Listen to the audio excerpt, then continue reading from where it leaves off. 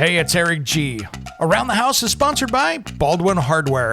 For 75 years, Baldwin Hardware has been known for its first-class quality and craftsmanship in door and cabinetry hardware. As an alumnus of the Baldwin Hardware Design Council, I can say I have seen the details and quality from design to the finished product. If you're looking for a new style and old-world craftsmanship, I can tell you there is only one Baldwin Hardware. Check out what would look great in your home at baldwinhardware.com.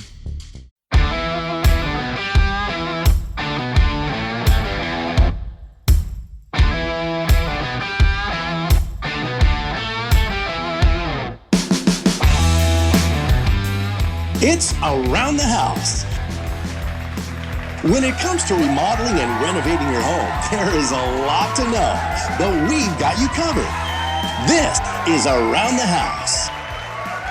Welcome to the Around the House show. This is where we help you get the most out of your home through information and education.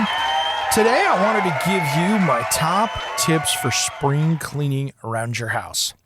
And these are some things that, it's hard to remember all of these, but here are some interesting tips, especially in today's homes. First, if you want to get a hold of me here at the station, make sure you head over to Around the House online. You can get a hold of me there and send a contact us. If you want to hear a subject that we haven't talked about yet, we take requests over there as well. And make sure you're following us on social media. Around the House show, you can find us anywhere. And then make sure you're catching us on the television show as well. And if you head over to Around the House online, you can find more information over there. All right. Well, I wanted to talk about the importance of spring cleaning because, that deep clean should happen probably a couple times a year.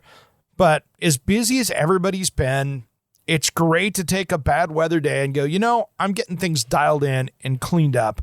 Maybe you've got friends and family coming over or whatever. That deep cleaning is good. Now, before you go through and do all this stuff, I want to make sure that by the time you're done with the cleaning that you've got a fresh air filter to put in your home afterwards. Because chances are you're going to be blowing up a lot of dust and you're going to be packing that filter out. So make sure that you've got an extra one for the last part of this process. So make sure you've got that ready to go because good chance you're going to be moving some dust around in that space. So now we've talked about our spring checklist in the past, so this is a little bit different than this. This is about giving your house just a good old scrub, and it's one of those things that you just want to make sure and get all the little details. So first thing, make sure you got all your cleaning supplies. It's always good to declutter, get rid of all the junk and junk mail that's hanging around. Get your home office desk cleaned up, those kind of things. And then, of course, go back and make sure you hit that spring checklist that we talked about a few, weeks ago.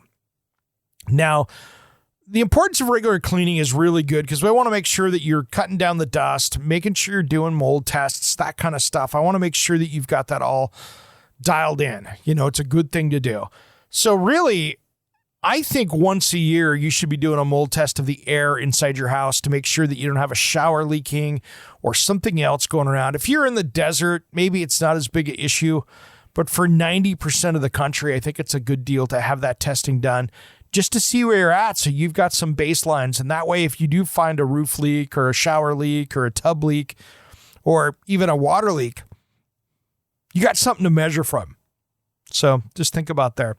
So here's the thing I want you to get in your items before you start cleaning. I want to see some good microfiber cloths, probably some rubber gloves, something to dust with, vacuum cleaner, a new bag or a cleaned out one if there is no bag, broom, dustpan, mop, carpet cleaner.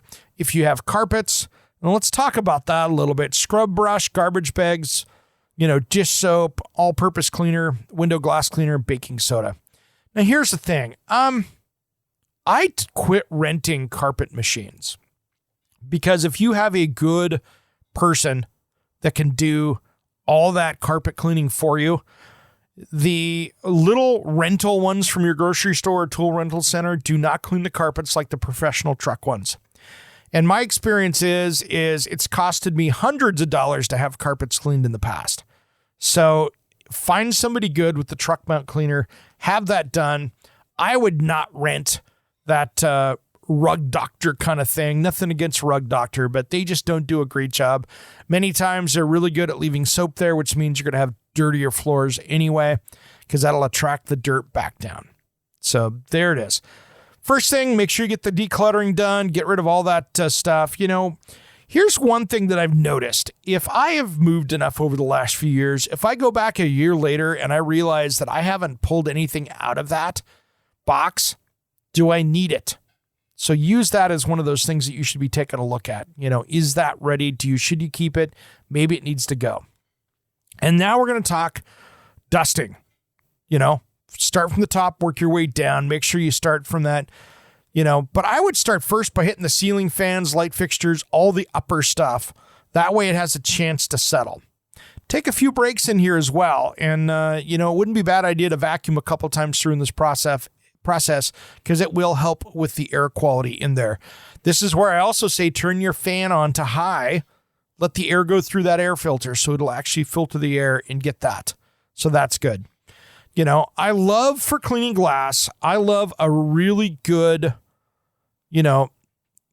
spray on glass cleaner. Personally, I like the stuff with the foam that comes in the metal can. That works best for me, but that works well. Get it on there. Have a good one for scrubbing. Have a good one for drying. And those microfiber cloths work well. And have a razor blade. Be careful when you use it, but a razor blade can get any extra dirt, grime off of their paint, anything else that's on that. Just make sure it's wet when you do it. You don't want to scratch the glass because they will scratch the glass if you don't know what you're doing there. And then really, I like to get a nice damp, like old t-shirt with a little bit of dish soap on it and have two of these. One is a clean one. One's a one to dry with, but really give a good little rinse down of the walls. You'd be surprised if you have a wall texture, what grabs a hold of that and how much dirt is on it. It gets kind of crazy.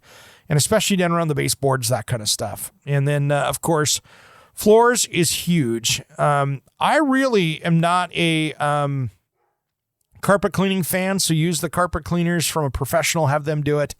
And then make sure that you've got a good system there for mopping and cleaning your floors. Be careful with too much water on a wood floor. But getting that clean is going to be key. You'd be surprised. Grab a white towel if you've got a hard surface, put a little dish soap on it, wipe it across the floor, and see how bad those floors are. You'll be shocked. Now, grout is a bigger project. Grout, I want to see you probably have to get a steam cleaner and get in there unless it's been sealed. It's a good time, though, to go through and clean and seal that grout. And make sure that if it's a new grout, that it might not need to be sealed. If you don't know, then it probably needs some sealing. So a great scrubber brush and then using a steamer can really get that grout clean. That's what the professionals do. And then, of course, wash all the bedding, vacuum the mattress, pull the mattress away from the wall. Make sure you don't have any bed bugs or anything crazy in there. If you travel a lot in hotels, that's where you can really be bringing those home. So be careful of that. Any odors, any signs of staining, things like that, you can sprinkle baking soda over the top of it, let it set for 30 minutes before vacuuming. That's not a bad way to go. And it's a good time to spin that mattress around the other direction to perform it. It'll give it a little extra life as well. So that's a good one there. And really good time to get underneath those beds cleaned out as well. And don't forget, too, you want to make sure that you're checking out and doing all the stuff on my checklist, the plumbing, appliances, HVAC, get all those things done. And then taking it outside, getting those gutters cleaned out, really giving the house a good, do not get the pressure washer out and pressure wash the outside of the house unless you know what you're doing. You can do more damage with that than you can, but just a good scrub out there. You've got mold or mildew on it. There are some great cleaners out there. If you've got vinyl siding, that kind of stuff to get that cleaned up. And then, all of that. And then, of course, making sure you got that barbecue grill dialed in because we want to have that clean as well. But that's some of the tips for cleaning. Here's another tip, too, when you're doing that spring cleaning. If you have, and this is a key here, if you have untreated water that is bad, like hard water, high mineral content, then guess what? That makes this much harder. And I would sure look at treating that water to get a cleaner water so you don't have the buildup on the shower doors, in your glasses, in your dishwasher, in your laundry, and your clothes, because that's hurting all those things and it's reducing the life. That water treatment will pay for itself with the right soap, with your clothes lasting longer and all that. So just something to figure that out. That's a key right there. All right, everybody, we have a great show coming up ahead this weekend. We're going to be talking appliances, and then I've got somebody from the International Codes Council. We're going to be talking about ADUs and buildings and container homes and that kind of stuff, and how they meet building code and how they're changing those codes to work with that. All that and more coming up this weekend and Around the House.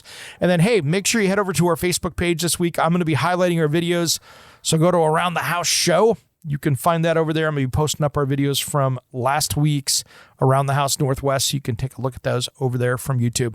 All right, everybody, have a great rest of the week. Thanks for tuning in. Happy midweek special. Enjoy the week. I know some of you are going to have a nice warm spring this week. Enjoy it. I won't be so lucky. I'm looking forward to that maybe next weekend. Thanks for listening to Around the House.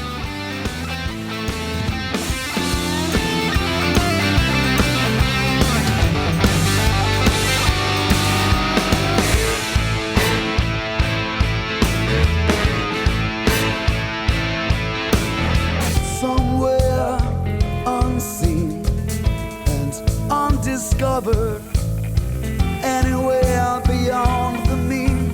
Life is a love song, let's be lovers. We're all over the radio. Take my hand, I know where to go. All over the radio with you.